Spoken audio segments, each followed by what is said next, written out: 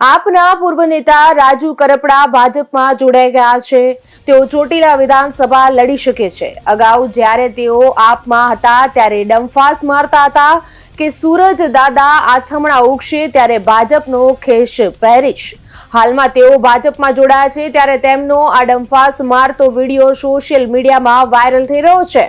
રાજુ કરપડા ભાજપમાં જોડાતા જ તેમની સાથે જેલમાં રહેલા આપ નેતા પ્રવીણ રામે પ્રહાર કર્યો કે તે જેલમાં જ ખેડૂતોના આંદોલનનો સોદો થઈ ગયો હતો।